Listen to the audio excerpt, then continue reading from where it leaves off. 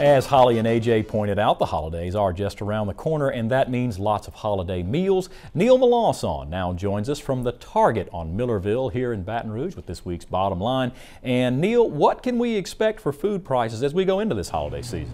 Well, if I had to sum it up in one word, I'd say higher. Increasing demand for food globally and increasing input costs for fuel and fertilizer are all lending to the cost we pay at the grocery store. In fact, both the Consumer Price Index from the U.S. Department of Labor and the American Farm Bureau's Market Basket Survey both are showing prices over the last 12 months as either holding steady or increasing. The CPI shows that only 3 months out of the last 12 have shown prices firm, and with the rest of the time being month-to-month increases, including August through September, where it rose 0.5%, the largest such increase since March. According to Farm Bureau survey, meat and dairy products accounted for 40% of the increase in their quarterly survey. And more on their survey, boneless chicken breast were up 24 cents to $3.33 a pound.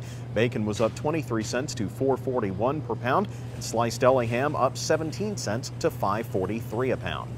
On the dairy aisle, we can see that shredded cheese was up 14 cents to $4.70 per pound, and whole milk up 4 cents to $3.66 per gallon. Also, eggs went up 13 cents to $1.78 for a dozen. Now, not every item increased in price. Toasted oat cereal remained the same from June at $3.19 for a 9-ounce box. Some meat items even decreased in price, with sirloin tip roast down 20 cents to $4.28 a pound, and ground chuck down 2 cents to $3.27 a pound. Right now, there's a flood of beef on the market due to the drought in the southern plains states, which caused them to send a lot of cattle to market, and we're just now starting to see the products hit the grocery store shelves. You can expect that meat prices for the next few months will be lower, but look for those prices to rise once again for almost all beef products in 2012.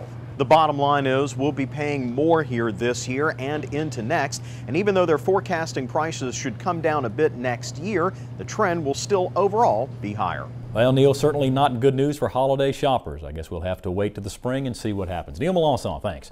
And remember, you can listen to any of Neil's reports on the Louisiana Farm Bureau radio network. For a list of stations where you can tune in or listen online, just click on over to our website, twilattv.org, and there you'll find the LFB radio link on the left side of the homepage. That does it for this edition of This Week in Louisiana Agriculture. Next week, we'll take you to Pollock, Louisiana, where the nation's largest telecommunications company gives back to Louisiana 4-H'ers in a big way. Until then, you can watch any of our stories online at our website. You know the address, twilattv.org. For all of us here at This Week in Louisiana Agriculture, I'm Michael Dana. Thanks for joining us, everybody. Hope to see you again right here next week.